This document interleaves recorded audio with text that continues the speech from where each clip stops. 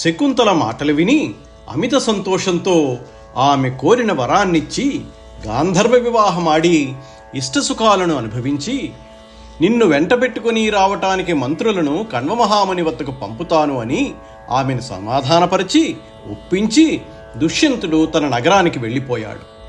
ఇక ఇక్కడ ఆశ్రమంలో శకుంతల కూడా తాను చేసిన పనిని కణ్వమహర్షి తెలుసుకుని కోపగిస్తాడేమో అని భయపడుతోంది. అప్పుడు కణ్వమహర్షి కందమూలాలను పండ్లను కోసుకుని వనం నుండి తిరిగి వచ్చి సున్నితమైన శృంగార హావభావాలతో సిగ్గుతో తల వంచుకొని భయపడుతూ ఉన్న తన కూతురు శకుంతలను చూసి దివ్యజ్ఞానంతో జరిగిన కథనంతా తెలుసుకున్నాడు. క్షత్రియులకు గాంధర్వ వివాహం శాస్త్రసమ్మతమే అని సంతోషించి శకుంతలతో ఈ విధంగా అన్నాడు. కణ్వుడు కరుణానిరతుడని ధర్మస్వరూపుడని శకుంతల చెప్పింది కదా, ఆమె మాటలను ఆ మహర్షి తన వర్తనం ద్వారా నిరూపించుకున్నాడు. శకుంతలతో కణ్వుడు, అమ్మా, నీ కులగోత్రాలకు అందచందాలకు తగిన భర్తను నీవు పొందగలిగావు. దానికి తగ్గట్లుగా నీవు గర్భవతివి కూడా అయ్యావు.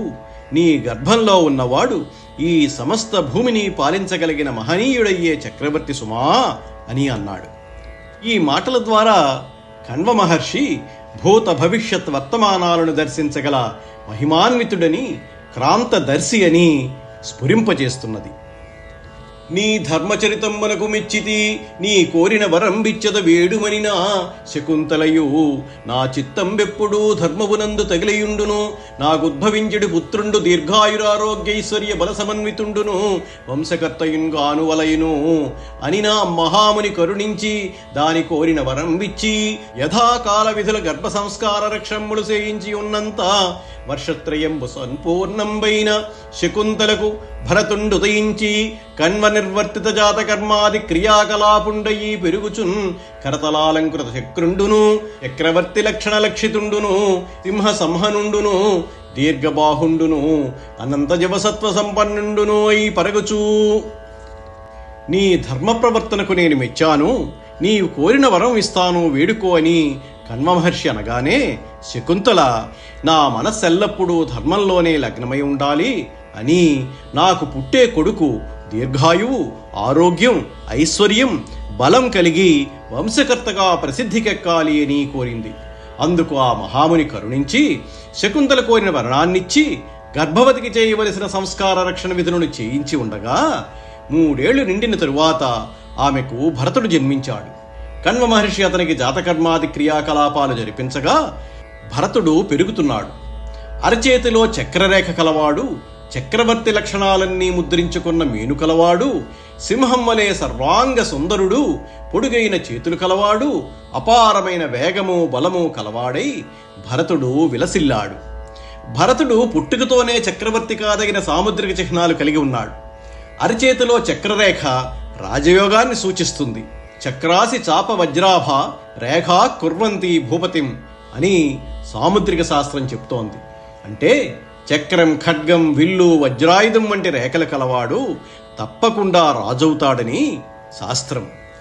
భరతుడు అపార బలంతో అతి భయంకరమైన అడవులలో తిరుగాడే అడవి పందులని, పాములను, పులులను, ఖడ్గమృగాలను, మదించిన ఏనుగులను, ఇంకా తదితర మృగాలను అవలీలగా పట్టి తెచ్చి ఘటికుడై ఆ ఆశ్రమ సమీప ప్రాంతంలో ఉన్న చెట్లకు వరుసగా కట్టేస్తూ ఆసక్తితో అడవిలో తిరిగే మదించిన ఏనుగులపైకి ఎక్కి స్వారీ చేస్తూ తన బాల్య క్రీడలను అనేక విధాలుగా ప్రదర్శిస్తున్నాడు.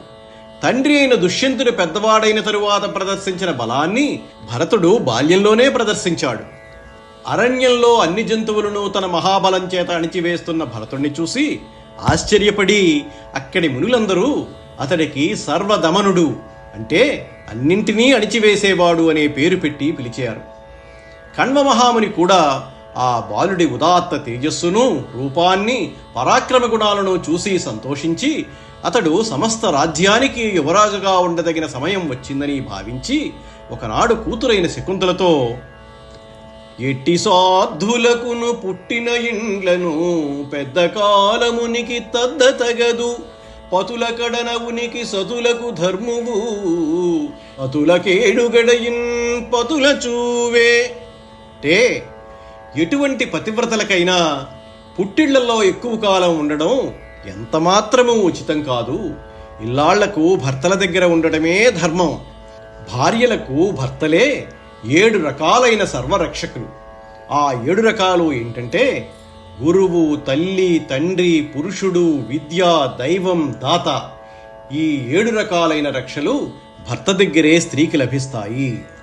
నన్నయ్య గారి సూక్తి నిధిత్వానికి ఈ పద్యం ఒక చక్కని ఉదాహరణ. కాబట్టి నీవు నీ కుమారుడిని తీసుకుని నీ భర్త వద్దకు పొమ్ము అని గొప్ప తపస్సులైన శిష్యులను కొందరిని తోడిచ్చి పంపగా, శకుంతల కూడా భరతుడిని తీసుకుని దుష్యంతుని వద్దకు వచ్చి సామంతులు, మంత్రులు, పురోహితులు, ప్రధానులు, పౌరజనులతో కూడి ఉన్న సభలో ఆ రాజును చూసి,